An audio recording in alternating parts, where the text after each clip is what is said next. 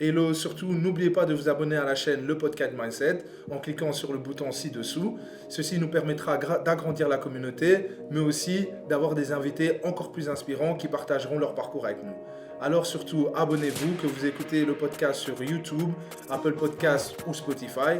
Trois types de TDAH. Il y a Mhm. celui qui est impulsif, hyperactif, celui qui est purement avec des troubles attentionnels, mais sans hyperactivité et sans impulsivité.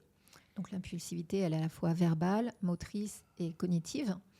Et puis, il y a le troisième type de TDAH, qui est un type mixte, qui combine les troubles de l'attention avec l'impulsivité et l'hyperactivité. Et quand on est Asperger, on peut aussi avoir un trouble TDAH, soit de type purement inattentif, soit de type mixte, par exemple. Et alors là, dans ce cas-là, souvent, on va avoir besoin de faire beaucoup d'exercices pour mieux penser, pour mieux connecter son cerveau, pour apaiser la physiologie, pour retrouver de la dopamine, de l'ocytocine, de la noradrénaline. Et à ce moment-là, ça peut donner des personnes qui sont super douées en sport. Parce qu'ils vont, même s'il y a au départ des difficultés au niveau de la proprioception, ils peuvent apprendre à corriger parce que si on a un entraînement sportif intense et des entraîneurs qui sont bons, on peut corriger ça. Oui. Je veux dire, un enfant qui a des troubles de la proprioception, ça doit être pris en charge très tôt. De même, pour les habiletés sociales, la capacité à comprendre ce qui se joue, on peut faire des groupes d'habiletés sociales et améliorer ses compétences. Mais il faut que ce soit pris assez tôt. Et au C'est- jour c'est- d'aujourd'hui, on n'arrive pas à identifier ou alors On y c'est pris arrive, trop tard. on y arrive mieux aujourd'hui. Il y a une augmentation des diagnostics qui est considérable depuis quelques années, en Vrai, grande faux partie. vrai diagnostic, parce que moi j'entends beaucoup parler de haut potentiel Oui, intellectuel. non, mais c'est en fait un psy qui dit voilà, vous êtes au potentiel sans faire les tests, c'est pas valable. Ok. Donc ça Oui, n'a, oui, ça. je veux dire, il faut être scientifique par rapport à ça. De même que pour les TSA, les troubles du spectre autistique, il y a des tests. Et il y en a un certain nombre. C'est pas que la dose, il y en a plein d'autres. Des tests qui permettent d'évaluer les compétences émotionnelles, qui permettent d'évaluer la capacité à systématiser, qui permettent d'évaluer ce qu'on appelle le camouflage, c'est-à-dire qu'une personne au potentiel va développer très tôt, surtout si c'est une femme, une capacité à camoufler sa différence, à s'adapter.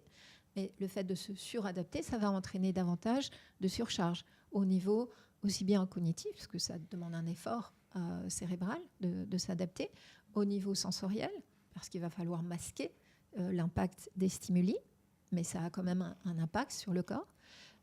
Et puis au niveau émotionnel, parce que comme je disais, souvent les personnes Asperger vont ressentir très fort les émotions des autres.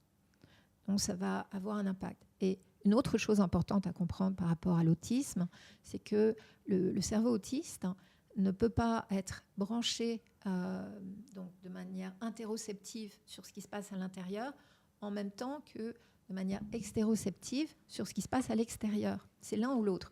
Ce qui fait que beaucoup de personnes autistes vont avoir du mal à être dans les interactions sociales, aussi parce que ça leur demande beaucoup d'efforts. Comme je disais, au niveau sensoriel, cognitif et émotionnel.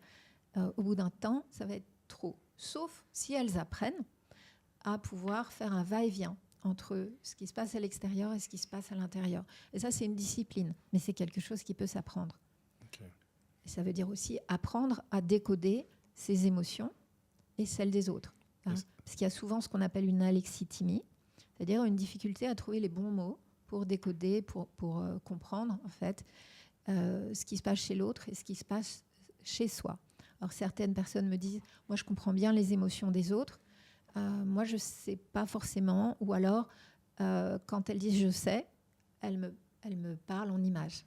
Donc ça veut dire qu'elles vont dire par exemple, quand je suis entrée dans la pièce, c'était comme si le sol s'effondrait sous mes pieds. Ou à ce moment-là, j'ai senti comme une lance dans mon cœur. Bon. Ce sont des images qui vous renseignent, mais on n'a pas les mots exacts. Les mots pour les communiquer. Oui.